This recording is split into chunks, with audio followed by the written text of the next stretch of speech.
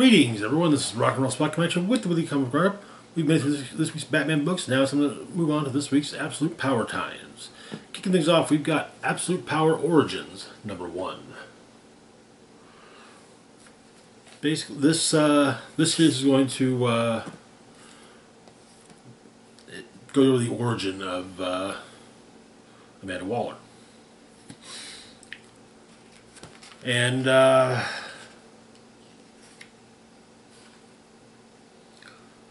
it's interspersed with the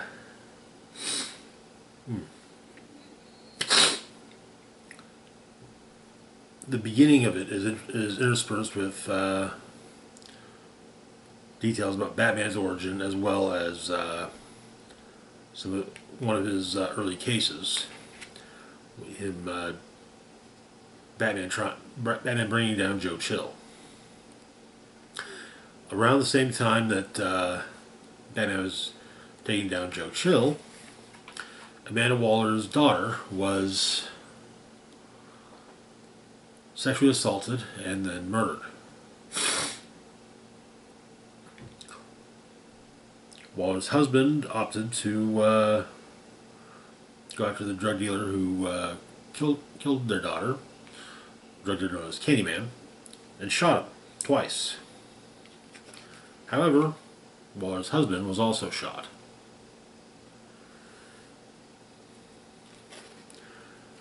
And so, because he died in the commission of a felony, life insurance didn't pay out. So, yeah. Eventually, Waller gets the police report, and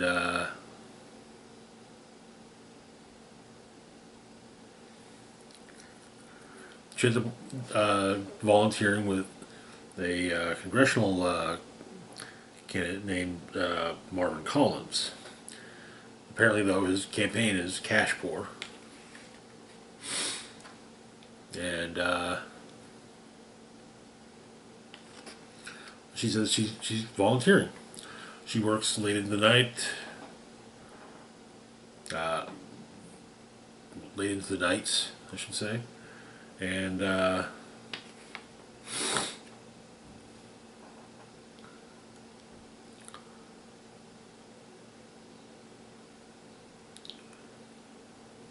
she quits. Amanda quit smoking for her kids.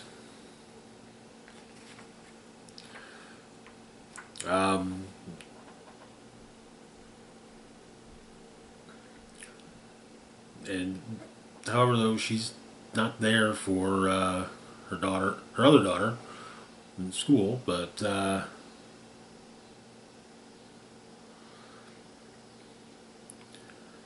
she's trying to explain to her daughter that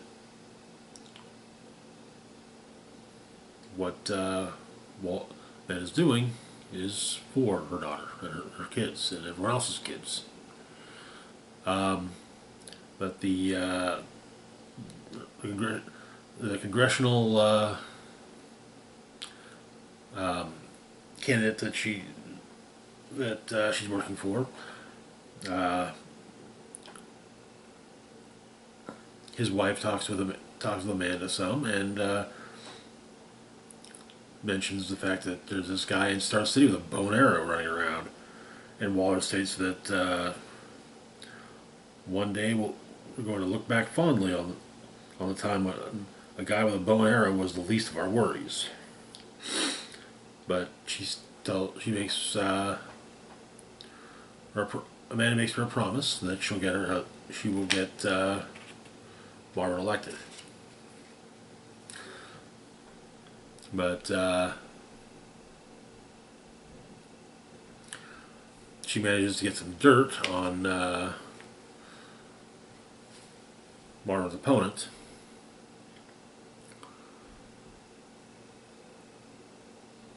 and drops a bombshell. Apparently, the money doesn't have all that much money because Marvin's wife is skimming from the donations, but that's not the real, and that man has managed to cook the books.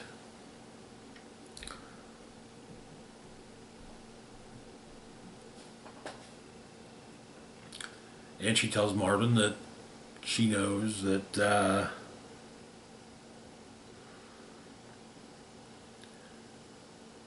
Candyman was basically was bribing Marvin when he was councilman.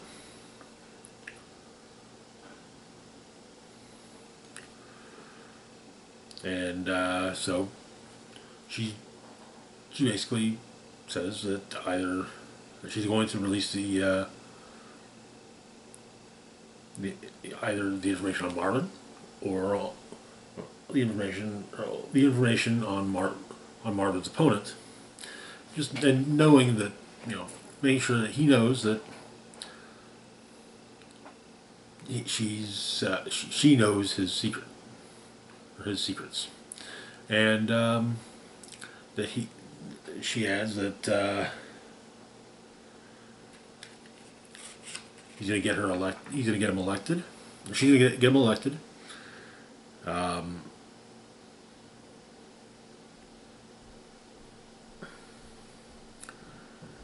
And Barbara's going to open the corridors of power, and she's going to walk through them, voting how she tells him to vote, getting on committees she tells him to get on, and so forth. And Marvin Collins wins his election. And that is where the issue ends. Apparently this is just the beginning of Waller's rise. Moving on, though, to the present. Also an interesting take on Waller's origin. But moving on, though, to the present, we've got Absolute Power Task Force 7, number 2.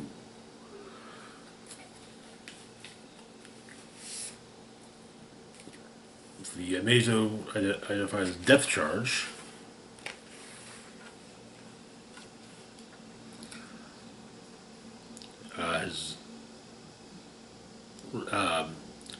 Took on the Doom Patrol and Aquaman and Aqualad. And the Doom Patrol, with the exception of Robot Man, because, Robot Man's a robot, have lost their powers. With Negative Man confirming it as he unwraps his body and his flesh, not the negative spirit. And Tempest agrees to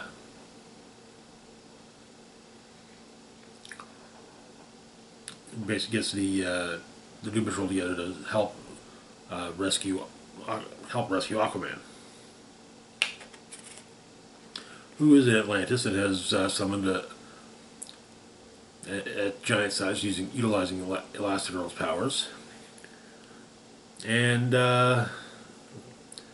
has also utilized the powers of Aquaman and Beast Girl to summon a army of sharks. Jackson Hyde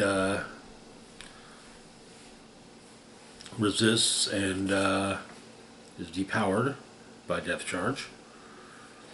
Aquaman is being held in a basically negative space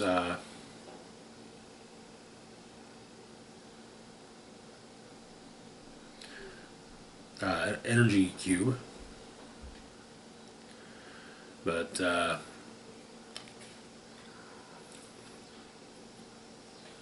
Aquaman tries to calm things down so that,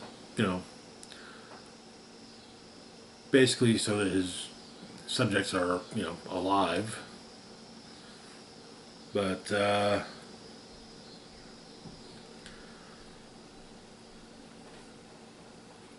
turns out that aqua telepathy goes both ways, and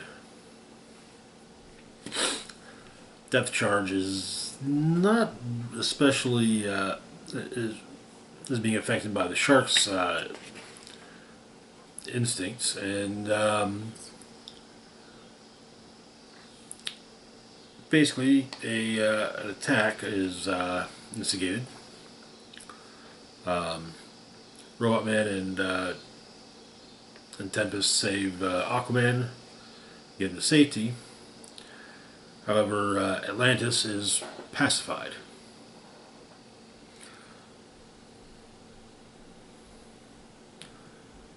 And Aquaman has, like I said, Aquaman has escaped.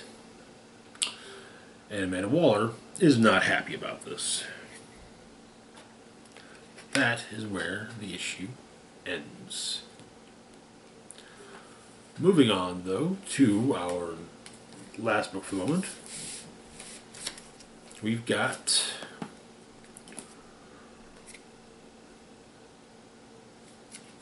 Green Arrow number 14. So Green Arrow has is on Waller's side. Before the kickoff of Waller's plans, however, he left everything to Roy Harper, his first sidekick, Speedy, and currently Arsenal. So, the Arrow family is on the island. Batman and Nightwing explain to them what's going on, and Batman tells Roy to stay on the island. Nightwing backs him up. You know, this is to, you know, Roy figures it's because, oh, hey, you know, maybe we can, you know, you guys don't trust us. That's what it is. But Nightwing states that no, it's so that, you know, you at least got someone left to, you know, if things go south. But yeah, Roy ain't having it. And apparently, among the things being worked on the island is a new Arrow Cave. So they arm up. Connor shows up, once again taking on the mantle of his father, and the Arrow family decides they're going to do what they can against the Amazos. So they're going to find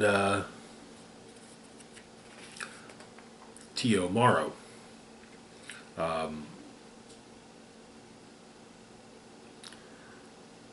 Ollie gives some advice to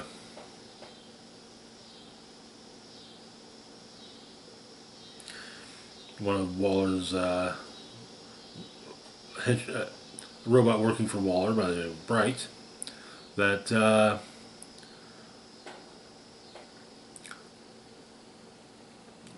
pointed out that Waller wanted him to track and catalog all the weapons that are out there. But the thing is, they can collect all the weapons they want. They have nothing unless they have the people that who built them. But and all he intends to tell Waller that. Though Bright points out that once all of Ollie's former buddies are rounded up, Waller won't need him anymore. And then Bright's going to burn out his eyes.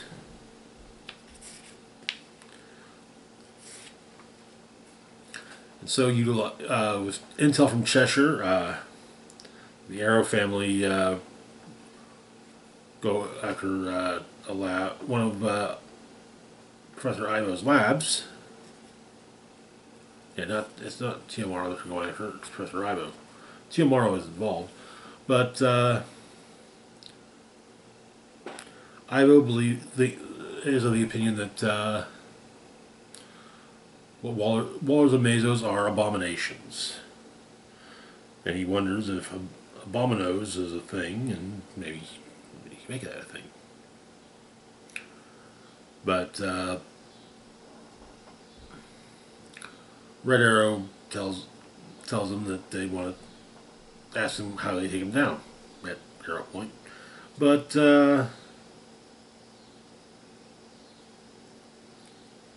and Ivo says that as much as he's angry with Waller, he would never turn against her.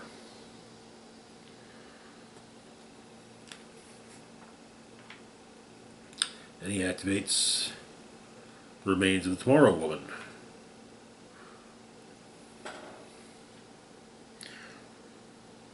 who was built by Ivo and Teomaro to try and kill the Justice League.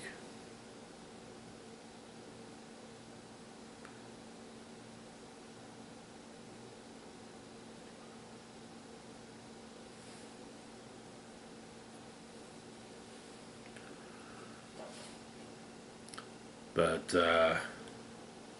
and the Tomorrow Woman manages to make trouble for the Arrow family. Ivo manages to escape, though Cheshire and Leanne are on his tail, as is Bright, who's here to save Ivo. And that is where the issue ends.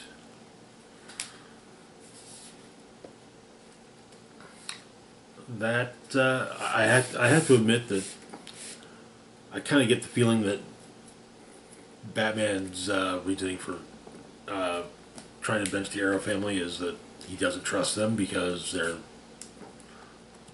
if all he's working with Waller, why wouldn't the rest of it? Why won't the rest of the, why wouldn't the rest of them turn on? But Nightwing giving a solid answer of, yeah, hey, we need to have reinforcements in case everything goes sideways. But anyways, that's going to wrap things up for now. As always, feel free to like, share, and subscribe.